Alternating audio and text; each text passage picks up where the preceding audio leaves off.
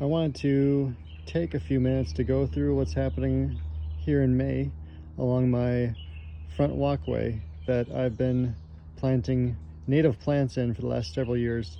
About 5 years ago, this was all just non-native bushes, I think Japanese spireas, that looked okay and fed some nectar to some generalist species like bumblebees, but not much else. And now I'm up to over 20 different species that have overlapping bloom times throughout the year, starting in May, and will go through the end of October even. It's late May, so not much is blooming yet. A few things. More things will bloom in June, and a tremendous number of things will be blooming in July and August. So let me talk about what's happening now though. We got prairie dropseed coming up, as well as some little blue stem. A lot of people focus on the flowers, which are beautiful, but the grasses, the native grasses, play an important role. They are host species for a lot of different type of butterflies, including some very rare and endangered skipper butterflies. We got some swamp milkweed coming up and some butterfly weed over here. And if you look closely, you'll see some milkweed leaf beetles. They look like ladybugs, but are actually beetles, or excuse me, milkweed leaf beetles, and they feed on the milkweed plants. And this is a major reason why I am growing these plants, is because these native plants will provide food and nectar to a tremendous number and diverse amount of invertebrate species. Next to it is this bottled gentian, which have these beautiful blue flowers that will mature in August and September, and bumblebees are one of the few pollinators strong enough to muscle their way in and feed off the nectar, which is a joy to watch. Next to it is this golden aster, which I didn't know existed until my parents got it for me for my birthday, and it has these beautiful yellow flowers that bloom all summer long, from June all the way through the end of October, and it's always covered in pollinators, which I love to watch. Here's a narrowleaf coneflower, which is very beautiful purple flowers that it bloomed for the first time last year. I'm hoping for a lot more this year. Next to it is anise hyssop. This is one of the more reliable and easy to grow plants, and the bumblebees love it. I saw a couple of endangered rusty patch bumblebees on them last year, which was pretty awesome. Here's another butterfly weed. Has these beautiful orange flowers in June, the most beautiful orange you've ever seen. This is harebell, and it's starting to form flowers. Probably next couple weeks it'll be little purple flowers. This is a very hardy species. You'll see it growing up by Lake Superior, clinging onto rock faces and being buffeted by waves and wind, and they'll survive.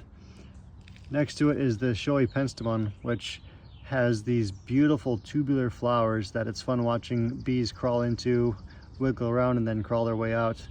The only downside is that the flowers only last a short while, but they are beautiful when they do. All right, got some blazing star. I love blazing star.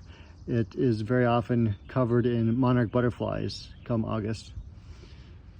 Here's some blue-eyed grass. This is the one few plants that is actually blooming this year, though in the morning the purple flowers stay closed and they open up in the afternoon. Here's some lead plant that I just planted yesterday. I love lead plant. It blooms in July, and it's a powerhouse for pollinators. Here's some stiff goldenrod. Stiff goldenrod is one of my favorites. It is a host plant for over 90 different caterpillar species. Here's blue flag iris, which, if you look closely, it's starting to form flowers that will probably bloom in the next 2 weeks. And when they bloom, they are gorgeous. One of the most beautiful flowers you'll probably ever see. Next to it is a showy penstemon. It's also starting to form some flowers. This is wild blue indigo, which I planted about 3 years ago and hasn't done much until this year. It's starting to produce these beautiful velvety, deep blue, almost purple flowers that look gorgeous. All right, here's another stiff goldenrod, and if you notice these little holes shoot in the leaves, these are the fellows that are responsible. These are called goldenrod leaf miner beetles, and they are a pest for the plant. They help control the goldenrod population, and you actually see some of the eggs here covered in the leaves.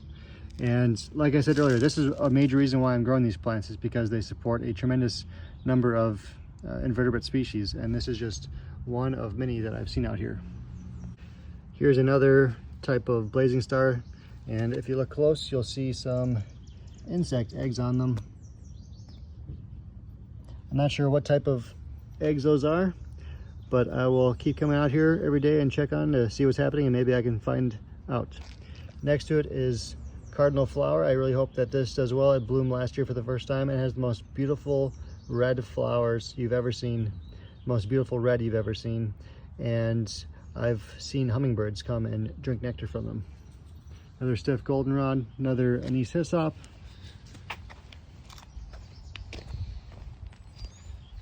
and another showy penstemon. Looking forward to watching it bloom in the next couple weeks. All right, thanks for watching.